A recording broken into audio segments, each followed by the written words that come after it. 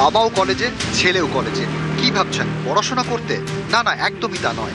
অভিযোগ, তারা সুরেন্দ্রনাথে যেতেন ফুর্তির আসর বসাতে, কলেজ ক্যাম্পাসকে নিজেদের সাম্রাজ্য হিসেবে ব্যবহার করতে। সুরেন্দ্রনাথের ভিতরেই দুটি এসি বেডরুম, সঙ্গে অ্যাটাচ টয়লেট। কি মেলেনি সেখানে? অভিযোগ, টেরেস ফেসিলিটির নামে সেখানে নাকি চলতো মাসাজ পার্লার। আর এই কলঙ্কিত অধ্যায়ের মূল কুশীলব হিসেবে নাম ছড়াচ্ছে এক বাপ ছেলের, তৃণমূল নেতা দেবাশিস বন্দ্যোপাধ্যায় ওরফে কান কাটা দেবু, এবং তার যোগ্য উত্তরসূরি শিবাশিস বন্দ্যোপাধ্যায়ের, যিনি আবার মধ্য কলকাতা তৃণমূল ছাত্র পরিষদের সভাপতি। কোথায় এটা শিক্ষাঙ্গ? আপনি দেখছেন এরকম একটা সুইট রয়েছে বাপ বেটার জন্য।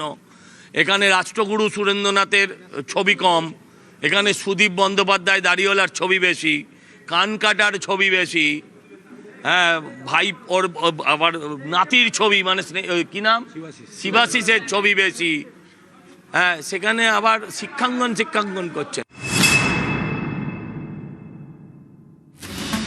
কলেজের পরিচালন সমিতির সদস্য দেবাশিস বন্দ্যোপাধ্যায় ওরফে কান কাটা দেবু, প্রভাবশালী নেতা।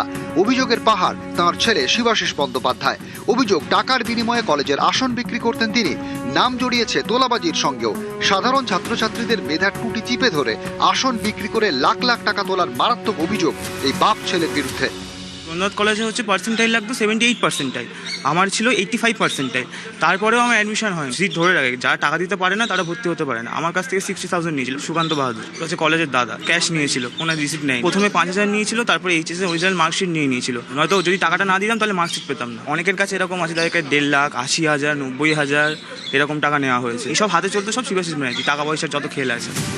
পর্দা ফাঁসের সুরেন্দ্রনাথ কলেজে একই সারিতে ছবি দেখা গেল বাবা, ছেলে এবং তৃণমূল সাংসদ সুদীপ বন্দ্যোপাধ্যায়ের। বিজেপির অভিযোগ, তৃণমূল সাংসদের সঙ্গে ঘনিষ্ঠতার সুবাদেই বাবা ছেলের এমন দাপট। আমরা সবাই জানি মে দিবস সব ইনস্টিটিউশন বন্ধ থাকে।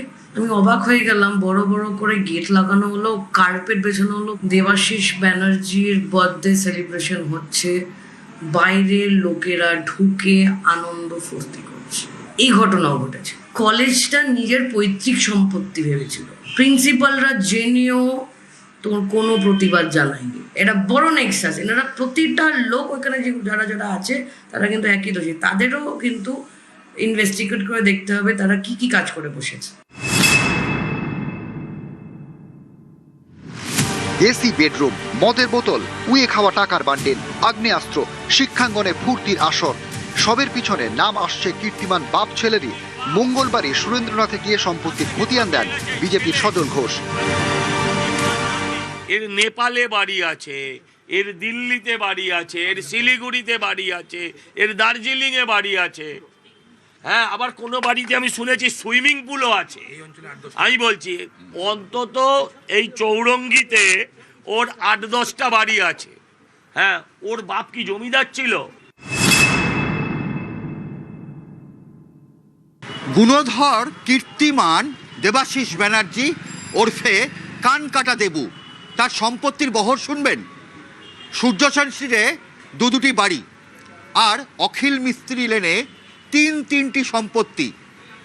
শুধু সেখানেই শেষ নয়, এই সুরেন্দ্রনাথ কলেজের ঠিক পাশে অটো ইউনিয়নের গলি, সেখানেও আরও একটি সম্পত্তি।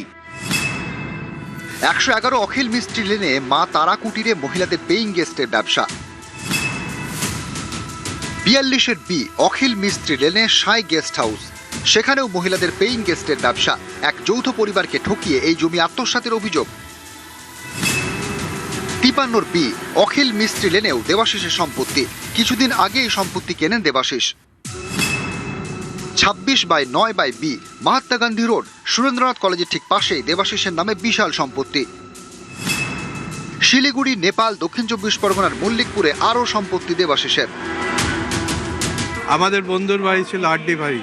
আচ্ছা, ওরা এইটা বাড়িটা কিনে ওদেরকে ঠকিয়েছে, পয়সা কম দিয়েছে, করেছে, এসব ঠকিয়ে কিনে নিয়ে তারপরে কোনো ছাড় ফাড় দেয়নি, বাড়ি করে। শিক্ষা আর সংস্কৃতির পীঠস্থান কলকাতা, আর সেই শহরের বুকে দাঁড়িয়ে ঐতিহ্যবাহী সুরেন্দ্রনাথ কলেজ। সেই কলেজ ঘিরে যে ধরনের অভিযোগ সামনে আসছে তা এক কথায় লজ্জাজনক। বাপ ছেলের কীর্তির জন্য মুখ পুড়ছে কলেজের পড়ুয়াদের। আমরা আমরা কলেজে যখন এন্টার করছি, যে কলেজের গেটের সামনে আসি, এমন হাত দেখিয়ে আঙুল দেখিয়ে আমাদেরকে বলা হচ্ছে এই যে অমুক কলেজের স্টুডেন্ট, অমুক কলেজের ছাত্রছাত্রীরা, এদের জন্য আজ এই জিনিসগুলো হয়েছে, জড়িয়ে নেই এগুলোতে। আমরা তো চাই না যে আমরা চাই আমাদের কলেজটা ভালো হোক। ইভেন আমাদের কলেজের খুব ভালো নাম ছিল, সুরেন্দ্রনাথ। কোন কলেজে পড়ি? সুরেন্দ্রনাথ কলেজে পড়ি, একটা আমাদের গর্ব ছিল। আজ সেটা কোথায় গেল? এখন রাস্তায় বেরোলে লোকে পয়েন্ট আউট করে, মানে হয়তো সাধারণ মানুষ হেঁটে যাচ্ছে, শুধু আইডেন্টিটি কার্ড বা ড্রেস আপ দেখে বলছে যে অমুক কলেজের স্টুডেন্ট, এই কলেজের স্টুডেন্ট, তার মানে ওরাও এরকম। শিয়ালদা স্টেশনের সামনেই সুরেন্দ্রনাথ কলেজ, তাকে ঘিরে একের পর এক লজ, হোটেল। অভিযোগ অনার্স কেটে গেছে এমন ছাত্রীদের নাকি ওই লজে নিয়ে যাওয়া হতো। পিছনে নাকি হাত ছিল দেবাশিস আর শিবাশিসের। কলেজকে কেন্দ্র করে উনি যেটা করেছেন, শিক্ষাগণকে যেভাবে নোংরা করেছেন, কলুষিত করেছেন, আজকে এই ছাত্রছাত্রীরা তার জন্য সাফার করছে। কলেজগুলো ফিল হচ্ছে না সিট, এদেরকে খারাপ কথা শুনতে হচ্ছে, তোদের কলেজ এরকম, আগামী দিনে এই কলেজের লোকে পড়বে কি না সেটা ভাববে। এই যে আপনি শ্রীরাম লজের কথা বললেন, এই শ্রীরাম লজের মতো এখানে বেশ অনেকগুলো লজ আছে যেখানে অফিসিয়ালি প্রস্টিটিউশন হয়, এবং সেইগুলো প্রস্টিটিউশন হতো ওনার মদতে, মানে পুলিশি সেটিং থেকে শুরু করে যাবতীয় গার্ড দেওয়া সেটা উনিই দিতেন। সবের পিছনে ষড়যন্ত্রের গন্ধই পাচ্ছেন দেবাশিস বন্দ্যোপাধ্যায়ের দাদা। আমার ভাই এরকম কাজ করতে পারে না, এটা মানে ষড়যন্ত্র। আমি একটা কথাই বলবো, ষড়যন্ত্র। বিরুদ্ধ দলের লোকেরা এখন পার্টিটা বেকায়দায় পড়ে গেছে, পার্টিটা ইলেকশন হেরে গেছে। শিক্ষাঙ্গন আজ আর জ্ঞান চর্চার আলো ছড়াচ্ছে না, বরং তা পরিণত হয়েছে ক্ষমতার দম্ভ আর তোলাবাজির অন্ধকার আখড়ায়। আর তাতেই নাম জড়িয়েছে বাপ ছেলের, যার জন্য হেনস্থা হতে হচ্ছে কলেজের পড়ুয়াদের। এখন দেখার এই কলঙ্ক মুছে সুরেন্দ্রনাথ কলেজে পড়াশোনার সুস্থ পরিবেশ আবার কবে ফিরে আসে।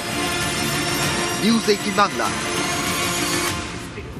আর এবার পাওয়া গেল ধারালো অস্ত্র, বেশ কয়েকটি ধারালো অস্ত্র। 2রা জুন পাওয়া গেছিল ওয়ান শাটার, আর আজকে ইউনিয়ন রুম দীর্ঘদিন বন্ধ ছিল, চাবি ছিল দেবাশিস বন্দ্যোপাধ্যায়ের হাতে। আজকে প্রিন্সিপালের নেতৃত্বে এই ইউনিয়ন রুমের তালা ভেঙে ঢোকার পরেই দেখা গেল এতগুলো ধারালো অস্ত্র। রেসপন্সিবিলিটিটা কে নিত বলুন তো? এগুলো তো আমাদের কোনো ইয়ে নেই। সে আপনারা বোম স্কোয়াডকে ডাকুন, কে ডাকুন, সেটা